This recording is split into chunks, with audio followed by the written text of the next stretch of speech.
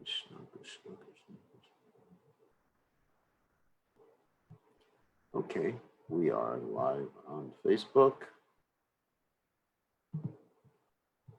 And that. And that. Oops. There we go. There I am. Okay, I think there's one more thing we got to do. Make sure you are all muted.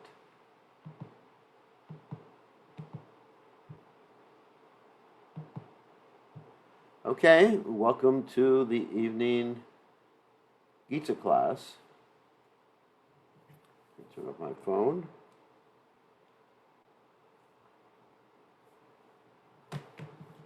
This is off. Okay, we're happy to see everybody. And we are continuing with the 7th chapter of the Bhagavad Gita. But first, we're going to chant Jai Radha Madhava.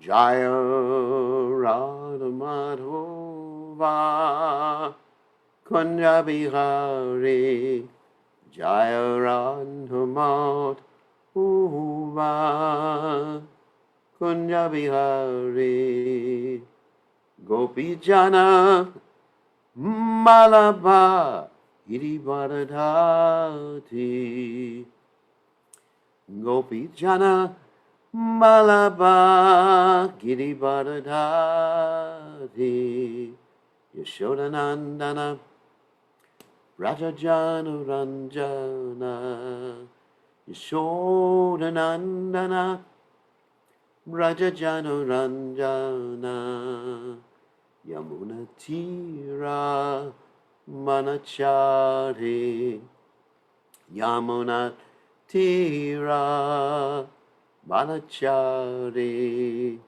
Jaya Radha Madhava Kunjabi Hati Jaya Radha Madhava Kunjabi Hari Gopi Jana Malabha Girivaradhati Gopi Jana Malabha Girivaradhati Yashodanandana Rajajanu Ranjana Yashodanandana Rajajanu Ranjana Yamuna Tira Manachari Yamuna Tira Manachari Jaya Radha Madhava Kunya Vihari Jaya Radha Madhava Kunya Vihari Jayom Vishnupad Paramahansa Paravatikacharya also Tada Satishi Shimad, His Divine Grace Alaya Charanada Bhaktivedanta Goswami Srila Prabhupada Ki Jai. ISKCON Founder Acharya Srila Prabhupada Ki Jai. Anantakoti Vaishnava Vrinda Ki Jai. Namacharya Srila Haridas Thakur Ki Jai. Ram Se Kaho Shri Krishna Chaitanya Prabhu Nityananda Shidwaita Gadadha Shiva Sri Gaur Bhakta Vrinda Ki Jai Shri Radha Krishna Gopi Gopinath Shaima Kunda Radha Kunda Giri Govardhan Ki Jai Vrindavanam Ki Jai Mathuram Ki Jai Jagannath Swami Ki Jai Yamunamai Ki Jai Shrimati Tulasi Devi Ki Jai Samaveda Bhakta Vrinda Ki Jai Gaur Premananda Hari Hari Gaur. All glory is the assembled devotees. All glory is the assembled devotees. All glory is the assembled devotees. All glory is to Shri, Guru, and Gauranga. Srila Prabhupada Ki Jai. So, Nama Om Vishnu Padaya Krishna Prasthaya Bhutle Shrimati Bhaktivedanta Swami Namani Namaste Namaste Saraswati Deve Gauravani Pacharane Nivashesh Shunyavadi Paschatya Deyajatarne. just was checking my calendar. So, before giving class, I want to mention, so Om Ganat Timidanda Shah, Gadanjana Shlakya Chakshura Miritam, Yena Tasmai, Shri Gurave Namaha. So, today is the commemoration of the disappearance day of Lokanath Swami, who was an associate of Lord Chaitanya Mahaprabhu. A little bit of information about Lokanath Swami, that he did not want to witness Lord Chaitanya Mahaprabhu taking sannyas, because many devotees, they felt very upset when Lord Chaitanya Mahaprabhu took sannyas, and they liked to worship Lord Chaitanya Mahaprabhu as a grahasta, because they don't like it that Lord Chaitanya is renouncing things. They want to serve him nicely. In fact, on the altar, when we worship Gauranitai deities, we worship Lord Chaitanya as a grahasta. That's why you dress him opulently, with a peacock feather in his hair, and so many opulent types of prasadam, or bhoga, we offer to the deities.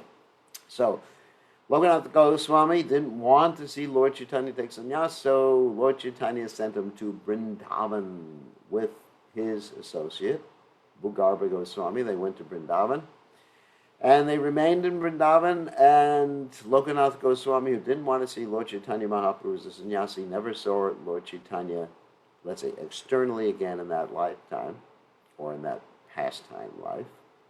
And even when Lord Chaitanya Mahaprabhu went to Vrindavan, Lokanath Goswami had gone to South India to try to see Lord Chaitanya Mahaprabhu. And then when he went back to Vrindavan, Lord Chaitanya had already left. So, Lokanath Goswami is known as the spiritual master of Narottama Das Thakur. Narottama Das Thakur was very determined to have Lokanath Goswami as his guru. And Lokanath Goswami had taken a vow never to accept any disciples. So what happened is that Narottama Das Thakur began to serve his spiritual master before he took initiation in a very menial way, secretly. Secretly means he would clean up his spiritual master, the place where his spiritual master passed stool, and never told Lokanath Goswami he was doing that. One day Lokanath Goswami looked out and he saw that Narottama was doing that, and eventually, because of his being overwhelmed, seeing the devotion of Narottama Das Thakur, and also because of Lord Chaitanya Mahaprabhu appearing to him in a dream, Lokanath Goswami agreed to give Narottama Das Thakur initiation. So that's the story of Lokanath Goswami and Narottama Das Thakur. And Lokanath Goswami also prepared the groundwork for the other Goswamis of Vrindavan who came later, like Rupa, Sanatan, Raghunath Das, Raghunath Bhatta, Gopal Bhatta Goswami, etc. So, very, very important person, eternal associate of Chaitanya Mahaprabhu. And now we will get to the Srimad Bhagavad Gita. But it's important to observe these days, the appearance days, and also the disappearance day or days of great personalities. Very, very important. And of course, last night, this morning actually, we watched the video of the Samadhi ceremony of Srila Bhakti Charu Maharaj, and that was very heart-wrenching too. So, this week has been one of intense emotions. So hopefully we can get back to normal life. Of course, the material world is never normal life. That's the problem. There's always something intense in the material world. Anyway, need to go back to Godhead, or we need to actually preach more. Actually, Srila Prabhupada, it's an interesting question. Srila Prabhupada was asked the question that if we really want it, can we eternally preach in the material world like Narada Muni does? Because Narada Muni also visits the spiritual world. Can we eternally be helping people if our sense of compassion is so overwhelming? Can we actually stay there. Even a pure devotee, stay there in the material world, or stay here, there. It's interesting I said there, but it's here, right here, the material world. So Prabhupada replied, yes, if a devotee wants to do that, a pure devotee can remain. And then the question was raised before Prabhupada that even though the devotee is in the material world, serving Krishna in the material world, he also simultaneously in the spiritual world. And Prabhupada said yes. So if you preach Krishna consciousness, you will not lose out on anything. And preaching is completely spiritual. Agolokera premadana, harinam sankirtana. So the more we bring people to Krishna consciousness, the more we go back to Godhead. And even if we stay here to help people, we're already back to Godhead. So we can be both places simultaneously, multitasking in a spiritual sense. So now we're going to continue with this chapter of the Bhagavad Gita, 24th verse. So let's go. Avyaktam vyaktim apanam manyante, mam abhudayaha parang bhavamachanato mamavyayam anuttamam. Avyaktam, non-manifested, vyaktam, personality.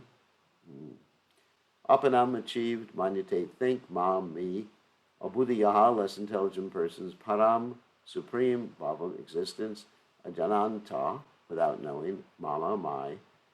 Avyayam, imperishable. Anuttamam, the finest, also means the highest. That's a superlative term. Unintelligent men who do not know me perfectly think that I, the Supreme Personality of Godhead, was impersonal before and have now assumed this personality. Due to their small knowledge, they do not know my higher nature, which is imperishable and supreme. So in other words, they think there's this big Brahman. Brahman means the greatest. Big also means the biggest. And Brahman somehow or other took a body for some time, a material body for some time. And then at the end of that material body, then Brahman doesn't take the material body. It's kind of foolish. Because then you question, like Brahman, which is impersonal, how does Brahman make the decision to take a body? I mean, it doesn't even, what? Because if Brahman is impersonal, there's no consciousness. And if there's no consciousness, there's no decision. There's no impetus. So, Krishna does not have a material body. He comes down in a spiritual body, and Brahman comes from him. And that's brought out in the Gita too. Brahmano hi pratishtaham. Krishna says, I am the source from which the Brahman comes. I emanate the Brahman. So it's not that Krishna was ever impersonal before. He's always been personal, and he comes down and he manifests his personality. He doesn't assume a personality. So this is people who have small knowledge, and Krishna's nature is imperishable and supreme. So purport, Srila Prabhupada explains, those who are worshippers of demigods have been described as less intelligent persons. In English, that's called a jerk. And here the impersonalists are similarly described. Lord Krishna in his personal form. So Krishna is just like, as they say, dissing, or he's putting down everyone who's not worshiping Krishna in his personal form. Lord Krishna in his personal form is here speaking before Arjuna. And still due to ignorance, impersonalists argue the Supreme Lord ultimately has no form. How does form come from no form? It just doesn't make sense. When you have an emanation, the emanation cannot have more qualities than that from which it emanates, or emanator, or whatever you may call it. In other words, like probably gives the example of a powerhouse. Powerhouse means, the big generating place where they generate all the electricity. So they may have millions of volts of electricity being generated in the powerhouse. In our house, especially if you're in America, you got 115, 120, and then if you're in Fiji, you got 230 volts. But the powerhouse has maybe millions of volts. of electricity. Much more power, much more amperage. That's practical. So the impersonalist argument is like saying, well, the power in my house is actually more powerful has more qualities than the power coming at the powerhouse. Anyway, personalists argue the Supreme Lord ultimately has no form. Yamunacharya, a great devotee of the Lord in disciplic succession of Ramanujacharya. Actually, Yamunacharya was before Ramanujacharya, just to make that clear. So the sentence makes it seem like he comes after Ramanujacharya. Yamunacharya was the predecessor to Ramanujacharya. Has written two very appropriate verses in this connection. Alrighty. Actually, just one other thing. Ramanujacharya is the great acharya in South India in the Lakshmi Sampradaya. We mentioned that there's 4 Sampradayas: the Brahma Sampradaya, Lakshmi Sampradaya, Rudra Sampradaya, Kumara Sampradaya, and Ramanuja is in the Lakshmi Sampradaya. And that means that Sampradaya is headed up by a lady. Interesting. The whole Sampradaya is headed up by a lady. The original preceptor. Preceptress. So, Tvam Shila Rupa Charitai Parama Pakrishtahai Satvena Satvikataya Prabha Balaishta Shastrai Prakyatadaiva Paramartha Viramataischa Naivasura Prakritya Prabhavanti Bodham. My dear Lord, devotees like Vyasadeva and Narada. Of course, Vyasadeva is the one who compiled the Vedas, and Narada is the devotee who travels around just giving everyone Krishna consciousness. He's a transcendental spaceman, as Prabhupada said. And he doesn't need an airplane, doesn't need a space capsule or whatever. He travels just by chanting Radhika Ramana Namane. So devotees like Vyasadeva and Narada know you to be the personality of Godhead. By understanding different Vedic literatures, one can come to know your characteristics, your form, and your activities, and one can thus understand that you are the supreme personality of Godhead. But those who are in the modes of passion and ignorance, the demons, there's that word again, the non-devotees cannot understand you. They are unable to understand you. However expert such non-devotees may be in discussing Vedanta and the Upanishads and other Vedic literatures, it is not possible for them to understand the personality of Godhead. Stotra Ratna 12. So, several things I need to understand or explain. So, demons doesn't mean like, people with fangs and stuff like that. It just means that people who are attracted to the lower modes of nature. That's all. Don't think of it like, in English, we say that someone's a demon, it means a lizard guy or something like that. It's not like that. It just means someone's attracted to the lower modes of ignorance and passion. Words are used differently in different cultures. For example, let's take the word rascal. In America, if you call someone a rascal, it's sort of like an endearing term. It's sort of cute. Oh, you're just a rascal. And in India, if you call someone a rascal, it's like, you better watch out. You may die that day. You have to be very, very careful. So, words are used differently. The same word is used differently in different contexts in different countries. And then another point is Vedanta. So Vedanta, in this particular context, means 2 different things. The conclusion of the Vedas, Anta, Veda, Anta. Anta means conclusion or end. Or it may mean the Vedanta Sutras, which are compiled by Srila Vyasadeva. Sutra means like a very short statement that when you make it, you assume that people know what you're talking about. Just like, for example, the example for that I often give for sutras is I may tell someone to get in the car and drive to the grocery store. Now that's like a sort of a sutra because you're not really filling in all the details. I'm not telling people what get the key, take the key and put it in this little slot, turn it to the right, all the way to the right until you hear something start, and then just let it go. And after that, put the, well, depends on what type of gears you have. Anyway, see the little R there, it means reverse. And so you look behind you, and you turn the wheel this way, you get the idea. So a sutra is something that's a very concise statement with the understanding the person who is hearing it can unpack it. Something like a zip file. So that's a sutra. There's Vedanta Sutras, and which contain basically all the information about Krishna consciousness, but in a very concise way.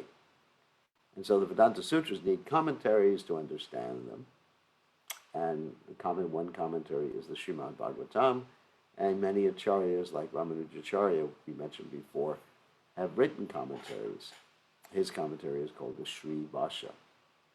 Anyway, and then Upanishad basically means to come closer to the teacher or the spiritual master. And there's many Upanishads, and one of the first types of literatures that I read before coming to Krishna consciousness, one Upanishad that Prabhupada translated is the Ishopanishad. That means God, the God's Upanishad, or the controller who is God. In the Brahma Samhita, it is stated that the personality of Godhead cannot be understood. Brahma Samhita, let me describe that, for those of you who don't know. It's a literature that was spoken by Lord Brahma after he was enlightened by Krishna and saw the spiritual worlds. And particularly, we know about the 5th chapter of the Brahma Samhita, which is recited regularly by devotees. In the Brahma Samhita, it is stated that the personality of Godhead cannot be understood simply by study of the Vedanta literature. Only by the mercy of the Supreme Lord can the personality of Godhead, or the personality of the Supreme, be known. Therefore, in this verse, it is clearly stated that not only are the worshippers of the demigods less intelligent, but those non-devotees who are engaged in Vedanta and speculation on Vedic literature without any tinge of true Krishna consciousness are also less intelligent. And for them, it is not possible to understand God's personal nature. The reason they're less intelligent is because of their desire. As we talked about before, people have certain desires. When we were talking about if someone, in this chapter, if someone wants to worship a particular demigod, Krishna makes that person's faith strong in that particular demigod. So one wants something, you get a particular type of intelligence. So it's good to have your desires right, so you get the right type of intelligence. Persons who are under the impression that the absolute truth is impersonal are described as abuddhiyaha, which basically means no intelligence. And Prabhupada says, which means those who do not know the ultimate feature of the absolute truth. Buddhi means intelligence. Abuddhi means the opposite of intelligence. Those people who don't have brains, maybe brains, but not intelligent. In the Srimad Bhagavatam, it is stated that the supreme realization begins from the impersonal Brahman, then rises to localized supersoul. We discussed that before. There's the energy of the Lord, then the localized representative of the Lord in the heart, and then there's the Supreme Personality of Godhead. But the ultimate word in the absolute truth is the personality of Godhead, and that's Krishna. Modern personalists are still less intelligent, but they did not even follow their great predecessor, Shankaracharya, who has specifically stated that Krishna is the Supreme Personality of Godhead. Shankaracharya is an incarnation of Lord Shiva, and he sort of gave many of his followers an improper understanding of the Vedic literatures for a specific reason, to bring the Buddhists back to the Vedas. But when he gave his final advice to his followers, he basically said, Bhaja Govinda, Bhaja Govinda, Bhaja Govinda Mudamate, which means you fools, just worship Krishna, forget about all this other stuff. Impersonalists, therefore, not knowing the supreme truth, think Krishna to be only the son of Devaki and Vasudeva, or a prince, or a powerful living entity. Some big yogi. Krishna's actually Yogeshwara, means he's the controller of yoga. This is also condemned in the Bhagavad Gita in the 9th chapter, text 11. Avajananti mamuto manusham kanam ashvatam. Only fools regard me as an ordinary person. The fact is that no one can understand Krishna without rendering devotional service. What's that verse? Bhakti mam avijanati. Only by service can I be known. Because Krishna is not going to just reveal himself to everybody. It's a question of revelation, a question of cleansing the heart. And without developing Krishna consciousness, the Bhagavatam confirms this. Atapi te deva padam vijadvaya prasadaleshanu grahita hevahi janati tatvam bhagavan mahim no nachanyeko pi charam vichinvan. My Lord, if one is favored by even a slight trace of the mercy of your lotus feet, he can understand the greatness of your personality. But those who speculate to understand the Supreme Personality of God are unable to know you, even though they may continue to study the Vedas for many years. One cannot understand the Supreme Personality of God in Krishna or his form, means what he looks like, his quality, the different things he exhibits, or name, simply by mental speculation or by discussing Vedic literature. One must understand him by devotional service. When one is fully engaged in Krishna consciousness, beginning by chanting the Maha Mantra, Hare Krishna, Krishna Krishna, Hare Hare, Hare Ram, Ram Ram, Hare Hare, then only can one understand the Supreme Personality of Godhead. Non-devotee impersonalists think that Krishna has a body made of this material nature and that all of his activities, his form, and everything else are Maya. These impersonalists are known as Mayavadis. Of course, the word Maya means, in this particular context, illusion, because it's temporary. They do not know the ultimate truth. The 20th verse clearly states, Kamais taistar jnana pravajantena devata. That's the verse we read yesterday. Those whose, there's the translation, those who are blinded by lusty desires surrender to the different demigods. It is accepted that besides the Supreme Personality of Godhead, there are demigods who have their different planets, and the Lord also has a planet. As stated in the 23rd verse, Devan Deva Yagyo Yanti Madbhakta Yanti Mamipi. The worshippers of the demigods go to the different planets of the demigods, and those who are devotees of Lord Krishna go to the Krishna Loka planet. Although this is clearly stated, the foolish impersonalists still maintain that the Lord is formless, and these forms are impositions. From the study of the Gita, does it appear that the demigods and their abodes are impersonal? Clearly, neither the demigods nor Krishna, the Supreme Personality of Godhead, are impersonal. They're all persons. Lord Krishna is the Supreme Personality of Godhead, and he has his own planet, and the demigods have theirs. I mean, it's obvious. Every person has things that belong to him and things that he controls. But it's not that the things I control or the things that belong to me are superior to me. That's no-brainer, as they say. So people should not think that Krishna's energy is superior to Krishna, just like people should not think that my energy is superior to me. Therefore, the monistic, that means oneness, contention that the ultimate truth is formless and form is imposed does not hold true.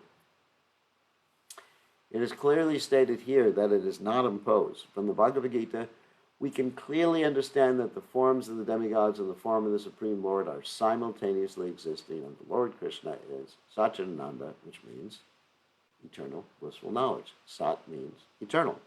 Chit means knowledge. Ananda means bliss. Ananda, unlimited bliss.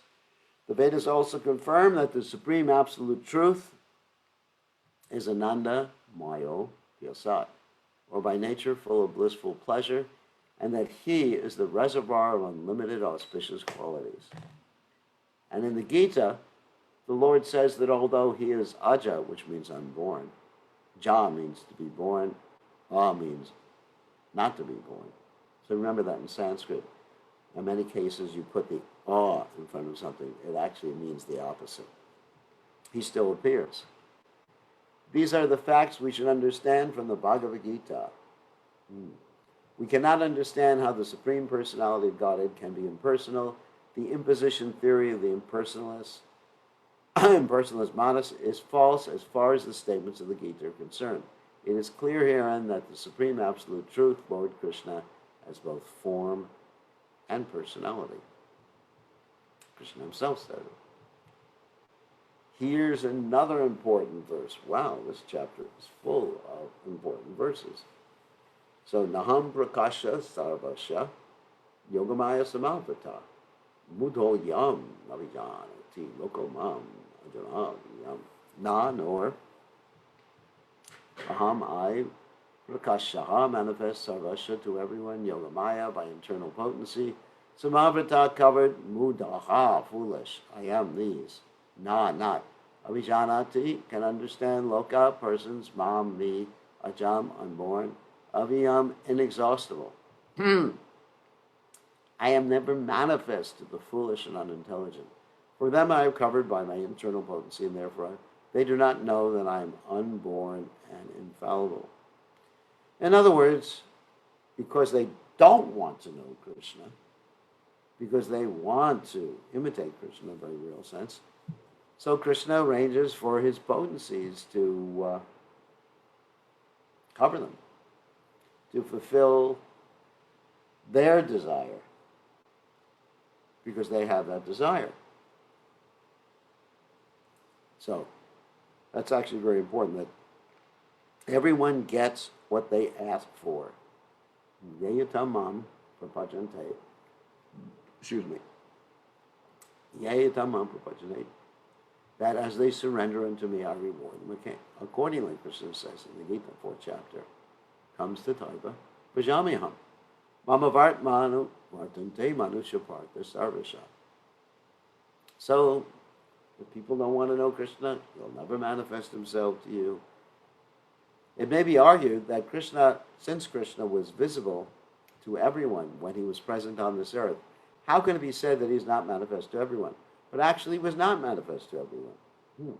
When Krishna was present, there were only a few people who could understand him to be the Supreme Personality of Godhead.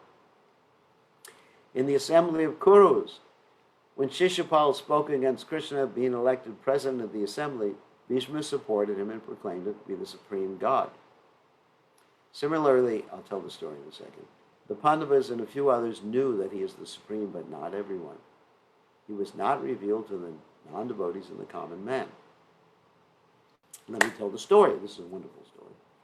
So Shishupal was Krishna's cousin. And so he was born in a very different way than most of us are born. He had 4 arms, a freak of nature. And so it was predicted, there was like a voice from the sky, it predicted that whoever, when they pick him up, little baby, 4 arms, and also had 3 eyes. Little baby, 4 arms, 3 eyes. Of course, many of us, when we wore glasses when we were young, we were called 4 eyes, but that's a different reason. So, little baby, 3 eyes, 4-armed guy. It was predicted whoever would pick him up, and when they picked him up, the extra 2 arms would disappear, an extra eye would disappear. That person would ultimately be the person who would kill little baby, 4-armed, 3 eyes. Okay, name was Shishupal, of course. So what happens? Once upon a time, Krishna went to his cousin's house, picked up the little baby, 4-armed, 3 eyes, and guess what happened? Extra 2 arms disappeared, extra eye disappeared. And so Shishupal's mother was really upset. She said, basically, don't kill my little kid. Please, my dear nephew, Krishna, don't kill my baby. And Krishna said, all right, I will not kill him unless he commits 100 offenses. You know, and she was thinking, oh God, we got out scot-free.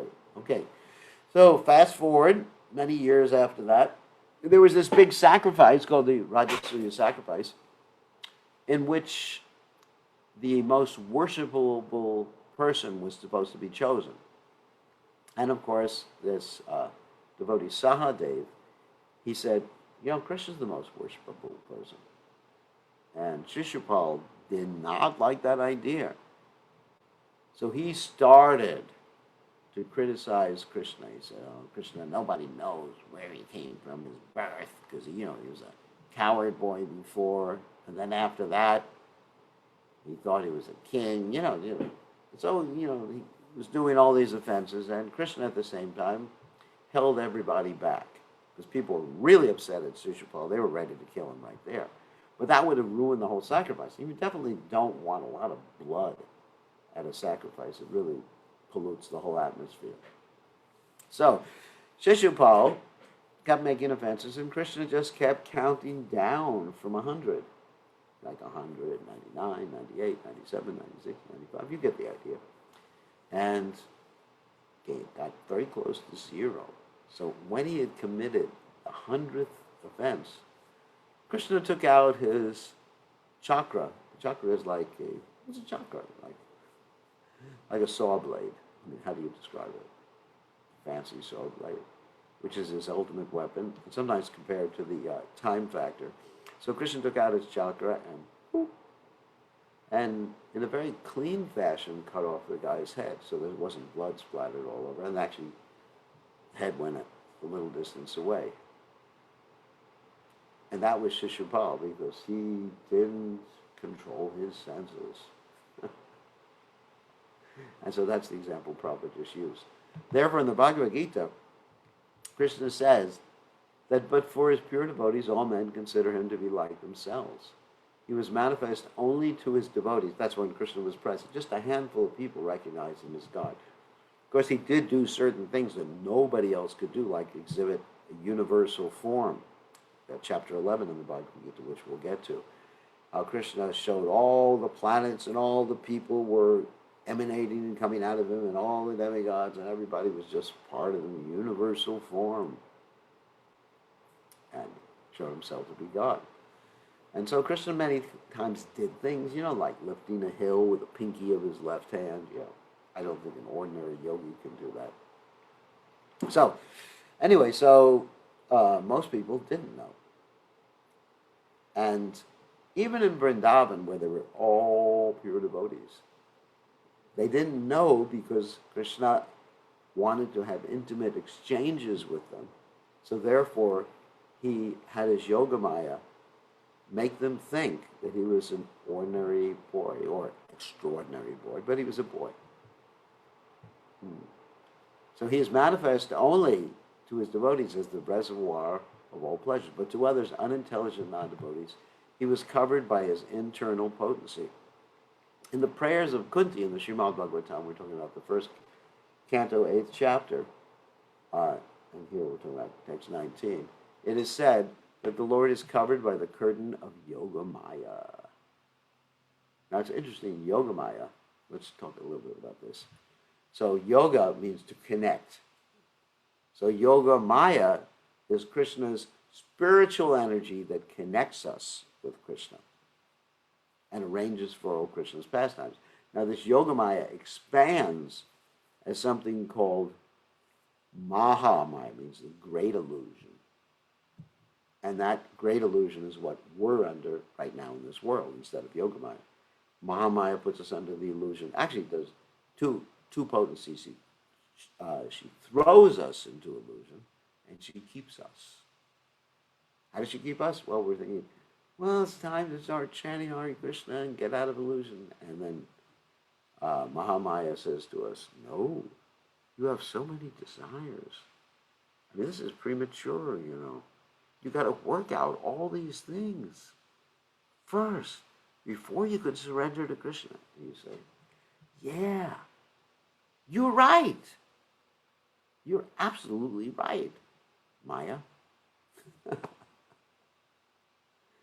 This Yogamaya curtain is also confirmed in the Ishopanishad, in which the devotee prays. Haranmayena patrena Satyasya Pita Mukam Tatvam Pushana Papinu Satya Dharvaya Tristiye. O my Lord, you are the maintainer of the entire universe, and devotional service to you is the highest religious principle. Therefore I pray you will also maintain me. Your transcendental form is covered by the Yogamaya. The Brahmajyoti is the covering of the internal potency. May you kindly remove this glowing effulgence that impedes my seeing your Satchidananda Vigraha. And that's, that's that from the Brahma Samhita. I don't know where the quote was there, but anyway, your eternal form of bliss and knowledge. Oh yeah, the Brahma Samhita says you have an eternal form of bliss and knowledge. The Supreme Personality of God in his transcendental form of bliss and knowledge is covered by the internal potency of the Brahmajyoti, and the less intelligent personalists cannot see the Supreme on this account. They become blinded by the light. Let me see the light. So many people think that the ultimate realization is to see the white light. In fact, there was one, let's say, cheating yogi one time who would allow his disciples to so-called see the white light by doing something with their eyelid. I guess if you pull the eyelid or touch a certain nerve in a certain way, you'll see a blinding flash of white light. And they thought, oh, I've become self-realized. And even many years ago, we used to do this play called Bhogi Yogi. Bhogi Yogi means a yogi who's not actually a yogi. He's just an enjoyer, just trying to cheat people. So the play consisted of the following script. Once upon a time, there was a Bhogi yogi sitting, and he was smoking ganja. So smoking, whatever. And then there was a knock on the door, and he hid the ganja. I guess he put it out under his seat. And this disciple came up and says, oh, Bhogi Yogi, show me the light. Show me the light. And this Bhogi Yogi says to his disciple, close your eyes and I'll show you the light. And he just punches him or something like that. And the guy is just rolling on the ground. I've seen the light. I've seen the light. I've seen the light. In the meantime, the Bhogi Yogi reaches into the guy's pocket, pulls out his wallet, takes out the guy's money, and that's the interaction between the disciple and the guru. It's a very funny play. We used to do funny plays all the time during our Sunday programs. And we also did street theater, too. That means, that was very popular in the 1960s, that during the revolutionary times. And actually, this should be done now, too, especially we're in revolutionary times, of course, when the virus is over. Street theater is very popular for actually making it point. It's actually better than preaching or speaking, because you can, and then you have a little explanation after the street theater. It's very pleasurable, ecstatic to do the street theater, and many people get it, and many people really want to be devotees when they see it. Also in the Srimad Bhagavatam in the 10th canto, 14th chapter, text 7, there's this prayer by Lord Brahma. O Supreme Personality of Godhead, O Super Solo, Master of all mystery, who can calculate your potency and pastimes in this world. You're always expanding your internal potency and your spiritual potency, therefore no one can understand you. Learned scientists and learned scholars can examine the atomic constitution of the material world or even the planets, but still they're unable to calculate your energy and potency, although you're present before them. Sometimes the statement is made, they can actually count the numbers of atoms or grains of whatever in the universe, but still they'll be unable to understand Krishna. The Supreme Personality of Godhead, Lord Krishna, is not only unborn, but also avyaya, inexhaustible. His eternal form, his bliss and knowledge, and his energies are all inexhaustible. That means he doesn't run out of gas. Sometimes needs a refill. It's like we have to eat every once in a while or else we run out of energy. And this will be the last verse today. Avedaham samatitani vartamanani charjuna bhavishani chabhutani mam tu veda nakasyana Veda know, aham I, samatitani, completely past, vartamanani, present, cha, and Arjuna, or Arjuna bhavishyani, future, cha, also, bhutani. All living entities, nam, me, too, but Veda knows. Na, not Kashchana, anyone. Or Arjuna is the Supreme Personality of Godhead. I know everything that has happened in the past, all that is happening in the present, and all things that are yet to come. I also know all living entities, but me, no one knows. In other words, you cannot know Krishna completely. Let's start from the end of this verse. You can know a little bit about Krishna, but to know about Krishna completely is impossible because Krishna is expanding unlimitedly at every unlimited moment.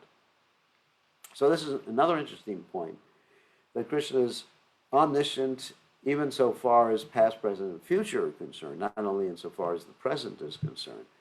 So does that mean, and we talked about this before, that we have no free will? No. It just means he knows how we're going to exercise this free will. However, when Krishna comes down to this planet, or when you go back to the spiritual world, Krishna puts aside all that knowledge and voluntarily forgets it under the influence of Yogamaya, so he can actually interact with us in a very intimate way and enjoy life. Because it's not enjoyable to know everything past, present, and future. But to actually forget those things and to interact as an ordinary person in loving exchanges, that's very enjoyable for Krishna and for us too.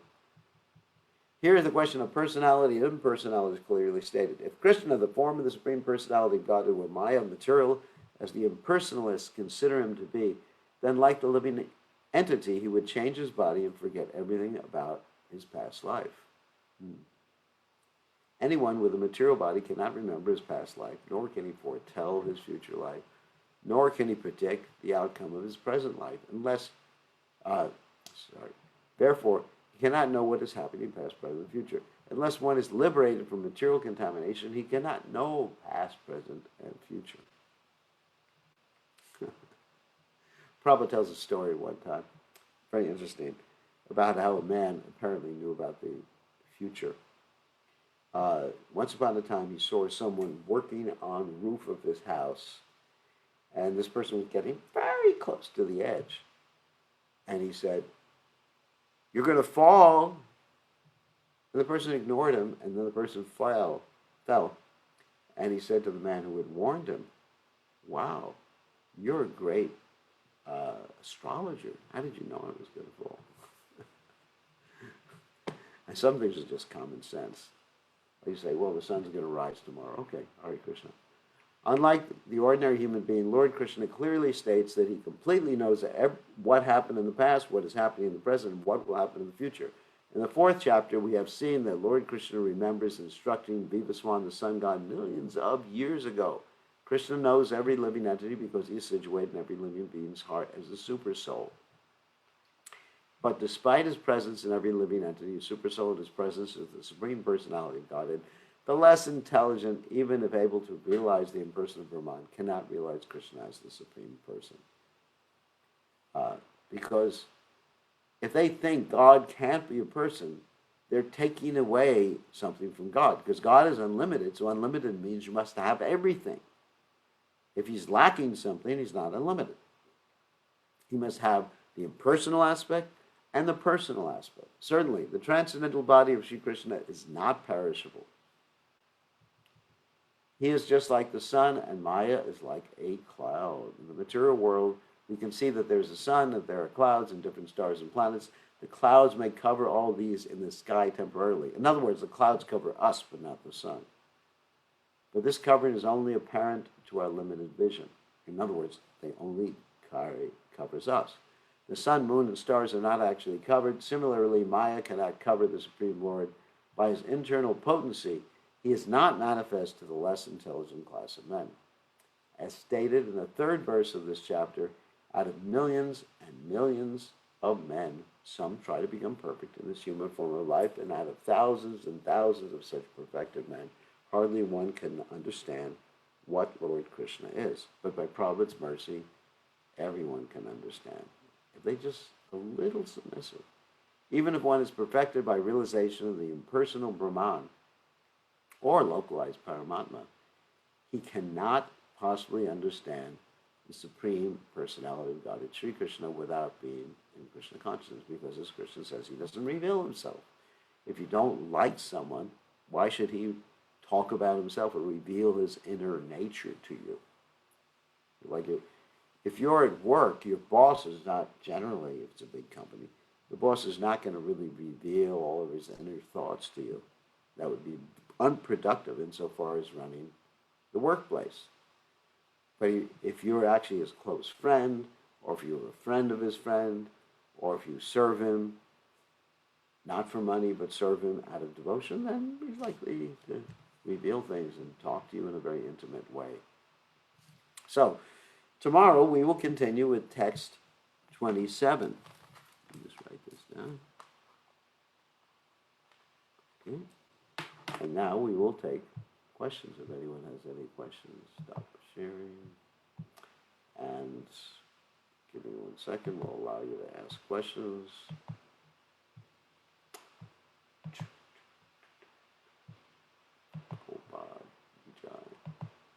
Okay, so does anyone have a question? Nalini Kant, all right, I figured. What's your question? Hare Krishna Gurudev, I have few questions regarding... Speak louder. Hare Krishna Gurudev, can you hear me now? I can hear you, just very barely, yeah. Gurudev, I have few questions related to Samadhi. If it is not going to upset anybody, then I can ask, otherwise I can email you. Wait a second, somehow or other, your sound is really low. Let's see, speakers.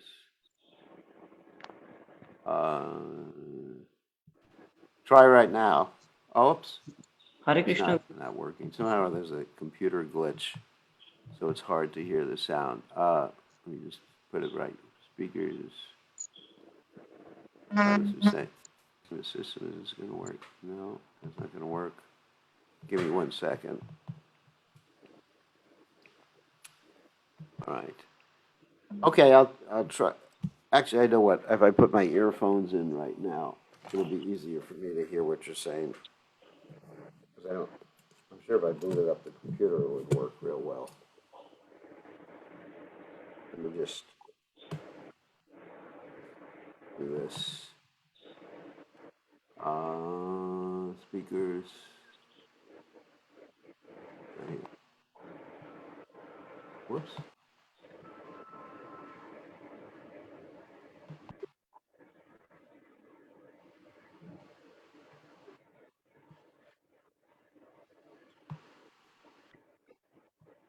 Okay. All right. Why don't you ask your question? It's better now. Okay, Gurudev. Gurudev, it is I have 3 or 4 questions related to Samadhi. So, okay. I mean, if it is not going to upset anybody's sentiment, then I can ask. Otherwise, I can email All right. it. Just ask your questions. It's okay. Gurudev, why Samadhi for Vaishnav sannyasis? Like why they given not cremated, and why Samadhi?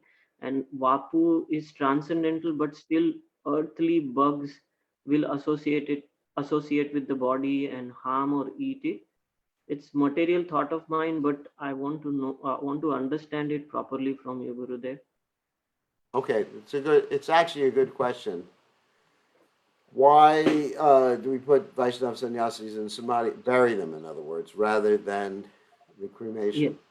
Well, there's several different reasons. One reason is that the guru or acharya or Vaishnava sannyasi is using everything in Krishna's service. And so it's like a remnant. For example, let's say you have Prabhupada, you have some beads that Prabhupada has used his whole life.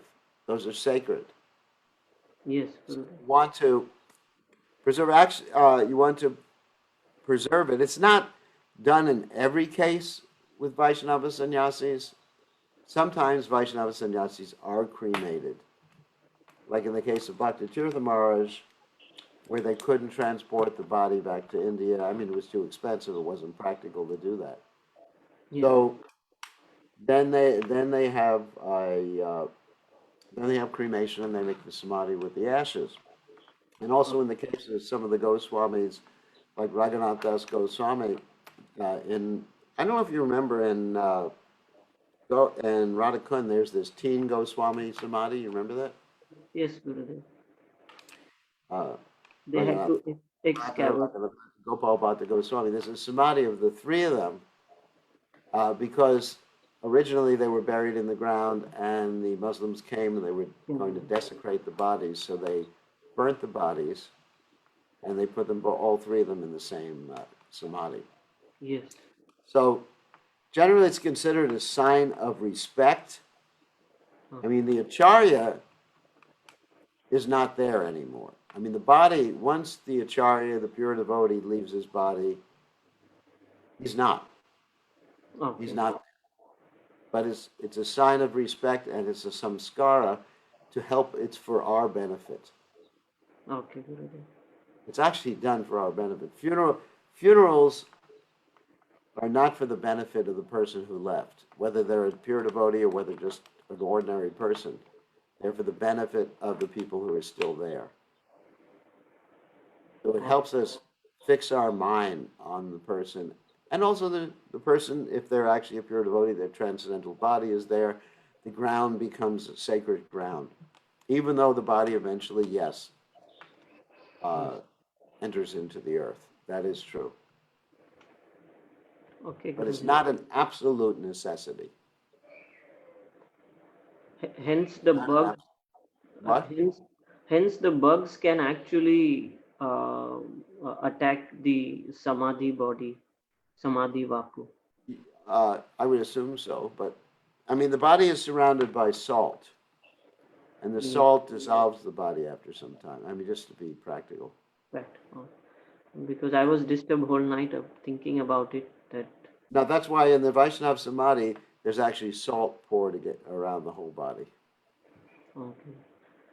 Gurudev, how about the popes? Like when they are buried, do they use salt or they use different? No, not really. I'm not sure the process they use. I was in the Vatican one time, Yes. and I actually saw some of the bodies of the popes. Oh, They're actually glass cages, and they put a mask on them so you don't see the face. okay, Gurudev. I don't know the exact process. I mean, what questions? Oh my God. So, what other questions? Gurudev, one more thing related, like you mentioned about when you visited Sri Rangam, Sripad Ramanujacharya's Vapu is still there. Is it Yes, so? Is it in some sort of herbs or chemical we can actually see? yes. They wrap the body in. It's almost like in Egypt how they used to wrap the bodies of the mummies. Yes, yes, Gurudev. They wrap the body in these strips of cloth. And there are some herbs, or I'm sure. Yes, there's herbs and different things like that. and we can actually take a darshan directly. Yes, you can actually take a darshan and see the form of his body if you DT. go to Sri Rangam, right? All right, good. Gurudev, one last question related to this. I think, Can you ask a philosophical question, please? I mean, phew. sorry, Gurudev. What? What's the one last question? Gurudev, related to us, do we understand Vapu Samadhi means union with the spiritual master or Krishna, as we learned in Nectar of Instruction? I remember in one of Samadhi means absorption in Krishna's service, but it's also utilized to indicate when someone is put in. It depends on the context of the word. Samadhi means to be absorbed in serving Krishna. it's same as we learn as we were taught in Nectar of Instruction when we were reading Ragatmika. Yes, Prabhu was yeah, but it's a different, and it is a slightly different meaning depending on the context. context. So, It means, when one has gone back to the spiritual world, basically. And there are all so many rituals connected with putting a devotee into samadhi, a pure devotee into samadhi. Oh, so that means Bhakti Charu Maharaj is in Nitya Lila now. And Yes, Pravishta Nitya Lila. Yes, he's entered into Krishna's Nitya Lila, and he's serving Prabhupada. Like I mentioned, some devotees, they just stay in the material world to serve, and Prabhupada is certainly doing that right now. And of course, he's also in the spiritual world.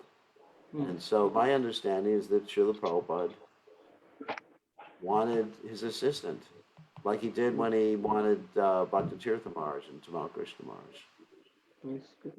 yes. Devotee is always serving, so the only reason a devotee leaves the body is because Krishna has somewhere else to take him. Okay, Guruji. That's the only reason. There's no question of karma. There's no question of material energy. It's that Krishna wants that devotee somewhere else to do service. Yes. And when Krishna wants, you don't have the alternative, the option to say no.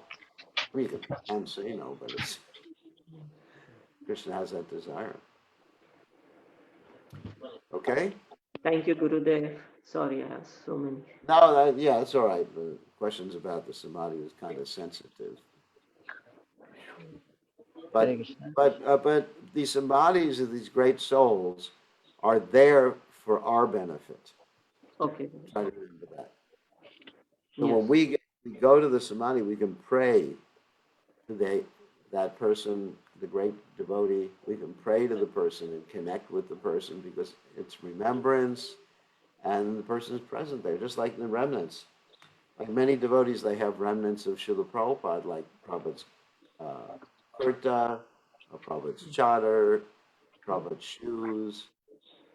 If you go to Vrindavan, which you have gone to, you'll see there's like a little museum in the Vrindavan temple, and right connected to the temple, where it has all of Prabhupada's paraphernalia that Prabhupada used. Even Prabhupada's shaving machine, Prabhupada's thing, Prabhupada's little thing for mixing medicine, it's all there. Okay, someone else. Who else wants to ask a question? Gurudev. Yeah, sounds like Praneshwar wherever you are. I don't see you. Yes. Gurudev, Yeah, like to know. Praneshwar. Yes, like to know about Yog Maya and Mahamaya. Okay. So you are in Mahamaya.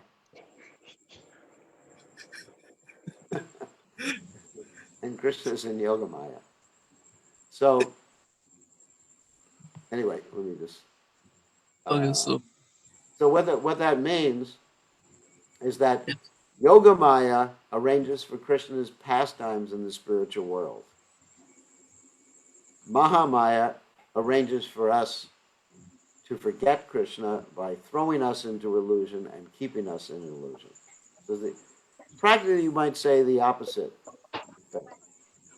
Mahamaya throws us into illusion and keeps us there. And when we want to get out, she just tells us you're not ready. You have too much karma. That's Mahamaya. That's the difference. The same energy, but acting differently in different circumstances. That's really all it is. All she is. Same energy, Subhadra, Durga. Okay? yes, man. All right, but don't be in Mahamaya any longer. Go to Yogamaya. Okay. Yes. Who else has a question? Sounds like Rishikesh. Yeah.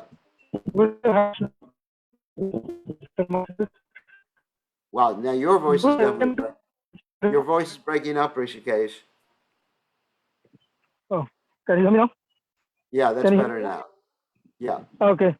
My question is, Krishna comes down to the material world in his spiritual form, such as Ananda Vigraha form. So how do we understand that this Shishupal and Duryodhan, they are not devotees of Krishna, they are able to still see the form of the Lord? Is it a function of Yoga Maya or is it a Mahamaya? How does it work? It's Mahamaya. It's just like we have people come to the temple and they look at the deities and all they're seeing is stone. It's the same thing. Like Prabhupada said, if you don't have faith that Krishna is there, then you won't see Krishna. You'll see stone. Okay. Like Krishna says, Naham Prakasha Sarvesha Yogamaya Samavrata. So when they look at Krishna, they're seeing just like they're thinking Krishna's just an ordinary person. They're not actually seeing Krishna in reality because they're covered by this deluding potency of the Supreme Personality of Godhead. So the same way, you could say people see the deities, but they don't actually see the deities. You have to have Premanjana Charita Bhakti Vilochanena Shantak Shadaiva Hridiyeshu Vilokyanti. You have to have love to see Krishna. Bhaktimam Avijanati. Yavanyas Chasmi Tatvata. I can be known in truth, Krishna said. I can be known only by devotion. Otherwise, they'll just see, the projection of their own material conceptions. Like people do that. People project their own material conceptions upon the realm of the Absolute. Okay? Thank you, Rishikesh. One more question. Whoops. Another question? Anyone else have a question before we... Hare Krishna, Gurudev. Yes. This is Sumukha. Yeah, I know. I recognize you. Okay. Gurudev, in the beginning when we start chanting the holy name, the Hare Krishna Maha Mantra, and when I was a meditator, and I chanted for 6 months, automatically meditating I left. And I've been chanting all this while, and even if I see people cooking meat, and they eating in the office, it smells nice, but still we know that it is someone's life. Someone has given a life for that meal in the plate. So we realize that it is sinful to do that. But we will be chanting so long, but still the lusty desires don't go away even by chanting. Why is that? Well, you better chant better, son.